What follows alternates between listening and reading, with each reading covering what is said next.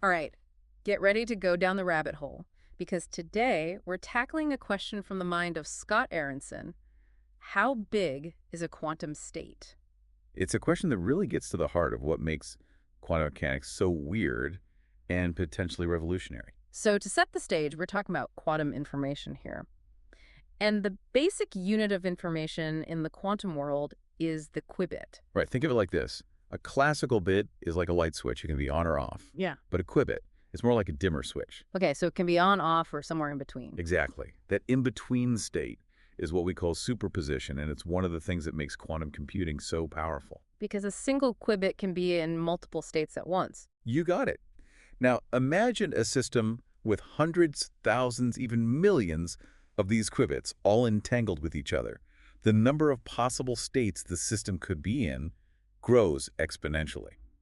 Okay, I'm starting to see where this is going. Aronson uses this phrase exponentiality problem when talking about quantum states. What does he mean by that? He's getting at this mind-boggling idea.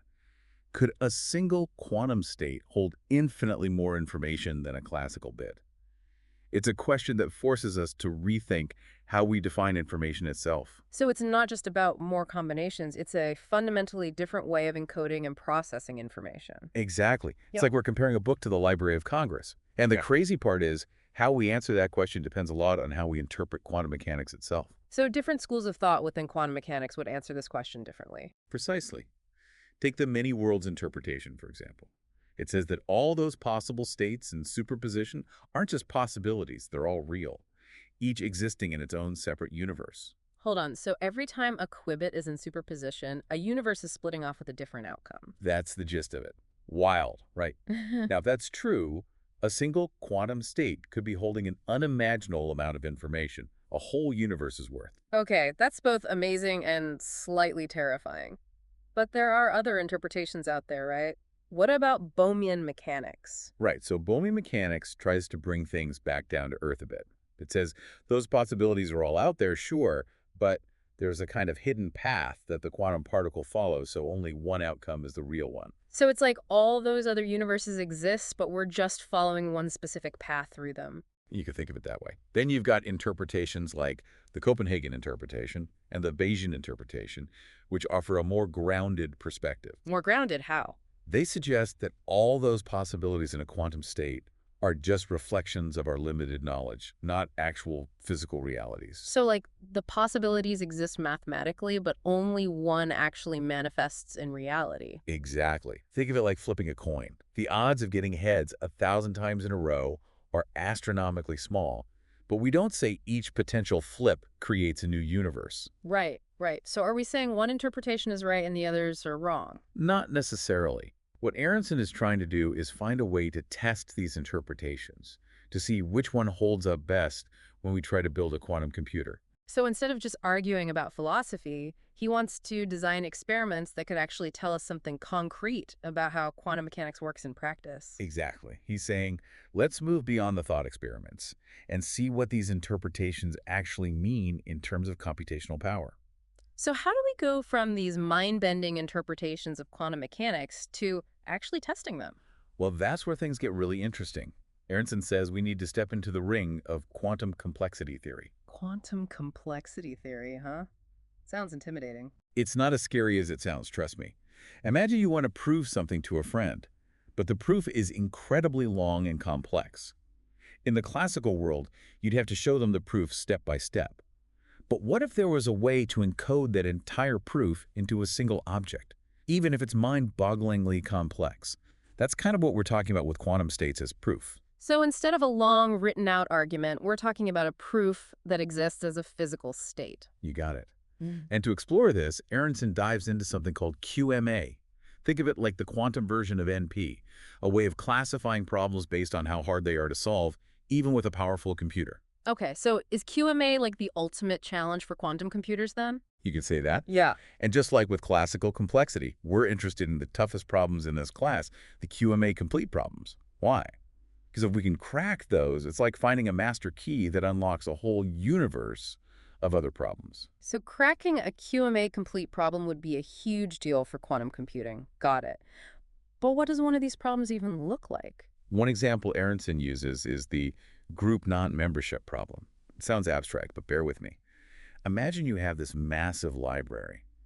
I'm talking billions upon billions of books, more than you could ever read in a lifetime. Okay, I'm picturing something like the Library of Babel, that Borges story with infinite books and all that. Exactly. Mm. And hidden, somewhere in this vast library, is a specific section. Maybe it's all the books on quantum mechanics or all the cookbooks ever written. Now, the challenge is to prove that a particular book is not in that section without having to check every single book in the library. That sounds impossible. You'd be stuck searching forever. You'd think so, right? With classical computers, you'd be absolutely right. But here's where the quantum world throws us a curveball. A researcher named Watrous showed that if you could create a very specific quantum state, a superposition of all the elements in that target section, all those quantum mechanics books, for instance, then a quantum computer could use that state to tell you if your book was in that section or not, and much, much faster than any classical computer ever could. Wait a minute. So you're telling me a single quantum state could somehow know enough about their entire section of the library to rule out any book that doesn't belong? It's like some kind of superpowered library card or something. Uh-huh. I like that analogy. Mm-hmm. That's the potential of quantum states as proof. But of course, there's a catch. Actually, two catches. First, actually creating such a complex quantum state, even if it's theoretically possible, might be insanely hard to do in practice.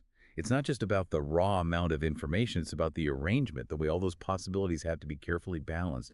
So it's like we need to not only get all those books in the library, but also organize them in a very specific way. And that might take even longer than just checking each book individually in the first place. That's the crux of it. And that leads us to the second catch. Even if we could create these incredibly complex states, are we really getting a genuine computational advantage because of the state itself? Or is it the quantum computer that's doing all the heavy lifting behind the scenes? Tough questions, right? But these are the kinds of questions that get to the heart of what makes quantum computing so fascinating, so potentially groundbreaking. So we're kind of stuck then. We have these quantum states that could hold the answers to incredibly complex problems, but actually creating those states might be practically impossible. It's a real head scratcher. It makes you wonder, though, what if these mind-blowingly complex states already exist somewhere out there in the universe? Yeah. Like leftovers from the Big Bang just waiting for us to tap into them. Okay, now you're just messing with me, right? Like some cosmic library where the answers to the universe's toughest problems are just hanging out in quantum form. It's a wild thought, isn't it? Aronson calls this quantum advice. Imagine if instead of starting from scratch with a blank slate, every time we could somehow access this pre-existing quantum knowledge. So it's like instead of trying to solve a complex Sudoku puzzle ourselves, we've got the answer key provided to us by the universe itself. You could say that, but the real question is this quantum advice truly more powerful than anything a classical computer could do given enough time? That's where things get really interesting. Aronson actually found that any problem solvable with this hypothetical quantum advice could also be solved by a classical computer with access to a really, really long string of classical bits and a whole lot of time. So it's not like quantum advice is breaking the laws of computing or anything. It's more like a shortcut. Yeah, think of it like this. You could travel the world using a super detailed map, that's your classical advice, or you could just teleport to your destination instantly. That's the quantum advice. Both get you there, but one's definitely a lot faster. Okay, I can visualize that. So where does this leave us with our original question? Just how big is a quantum state? Honestly, we might not have a definitive answer just yet. But what we've discovered is that the size of a quantum state might not even be the right question to ask. It's not just about storing more ones and zeros.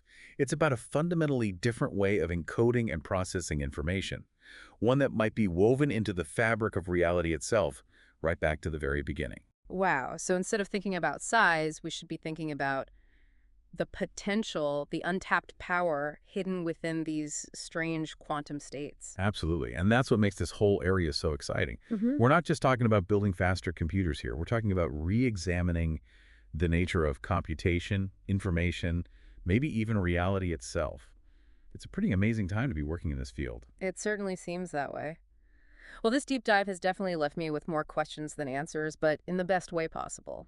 If the universe really is a giant quantum computer, what other secrets might it be hiding? What incredible problems might we one day be able to solve if we can just learn to speak its language? Thanks for joining us, as always, for this journey into the mind-bending world of quantum mechanics.